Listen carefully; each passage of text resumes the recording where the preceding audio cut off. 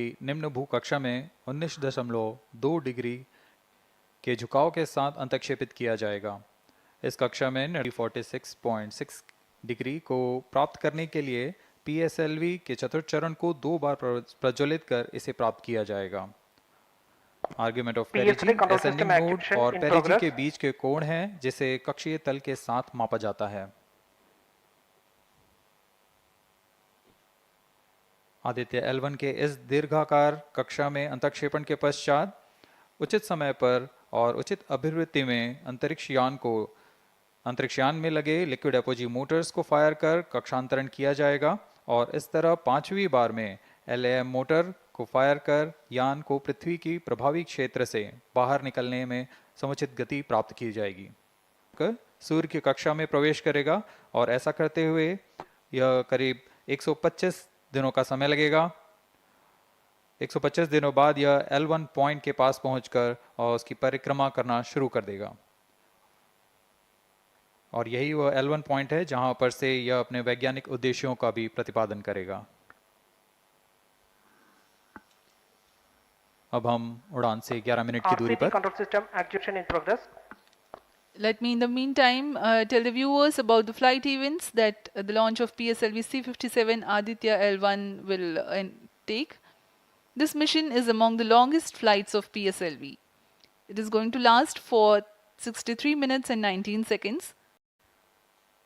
The liftoff coincides with the ignition of core S-130. The liftoff coincides with the ignition of core S-139 solid rocket motor and the ignition of the 4 ground-lit strap-ons. While the rocket is at 2.7 kilometers altitude, the 2 air-lit strap-ons also commence their operation. The action time of strap-on motors is 70 seconds and the ground-lit and air-lit strap-ons are separated from the ongoing launch vehicle at 70 and 92 seconds into the flight, respectively. The core S-139 motor continues to thrust till 110 seconds.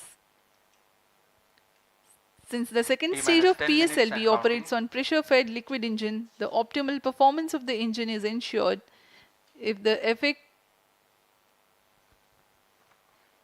thrust cutoff or separation of the lower stage is countered by additional means of thrust generation.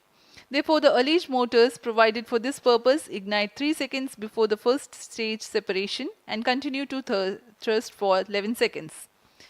The second stage, PS2, commences its operation 200 milliseconds after the separation of first stage. By this time, the rocket would have attained 55 kilometers altitude. The closed-loop guidance is initiated, which compares the present state of rocket to the intended injection point to compute an optimal trajectory. This happens while the rocket is at 59.7 kilometers altitude. At 204 seconds into the flight, the payload fairing is separated as the launch vehicle attains 113 kilometers altitude and the dense atmosphere is no longer present around.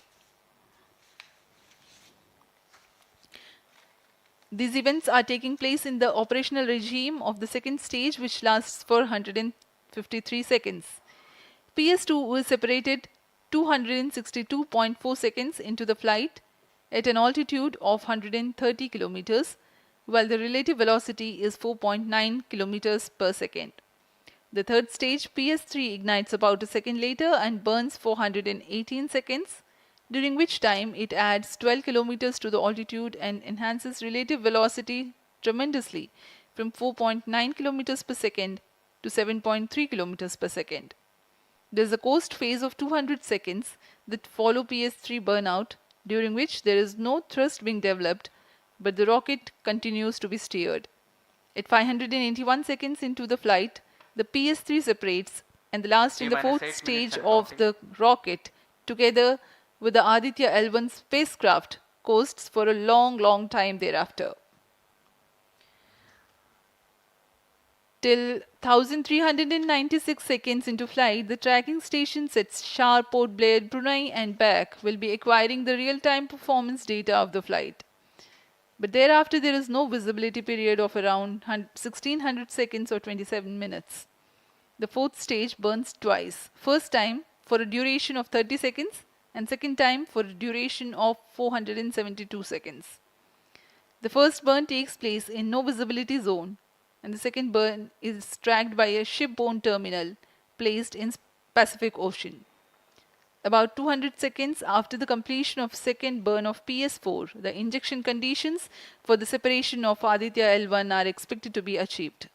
An altitude of 648.7 kilometers T-minus 7 minutes and a counting. relative velocity of 8.9 kilometers per second, which translates into an orbit of 235 by 19,500 kilometers. The injection event of Aditya-L1 will be confirmed by tracking station at Kourou. From the initial placement in low Earth orbit, Aditya-L1 will undergo a series of earthbound orbit raising, and eventually it will exit Earth's sphere of influence to reach Lagrange's point L1 in a journey spanning over 4 months. There it will be placed in a halo orbit around L1. This is how India's first observatory class space-based solar mission will take shape. Vehicle is in internal battery power. अब हम उड़ान से 6 minute की दूरी पर हैं। ALS जारी है। सभी T-minus 6 जांच minutes सुचारू and रूप से counting. जारी हैं। इस दौरान यहाँ उपस्थित आप देखिए, यहाँ External power supplies are withdrawn. Viewers gallery पे, लॉन्च व्यू गैलरी पे उपस्थित जन आक्रोश, इनका रोमांच देखते ही बनता है। इतनी Flight coefficient loading मौसम initiated. यहाँ लगभग 37 डिग्री का टेम्परेचर है, वायु गति 0.8 मीटर पर सेकेंड। इन सब के बावजूद यहाँ Flight loading उपस्थित हुए completed. हैं इस रोमांच को देखने के लिए।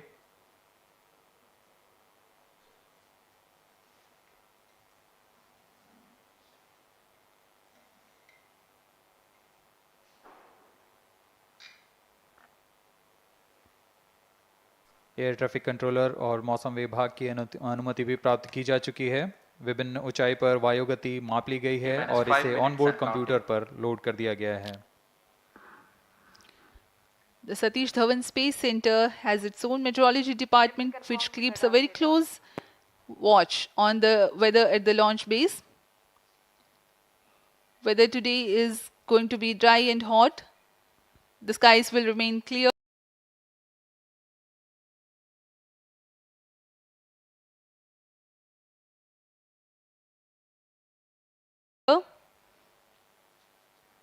Ground winds will be benign and upper winds also are benign for the flight of PSLV C-57 Aditya-L1 mission.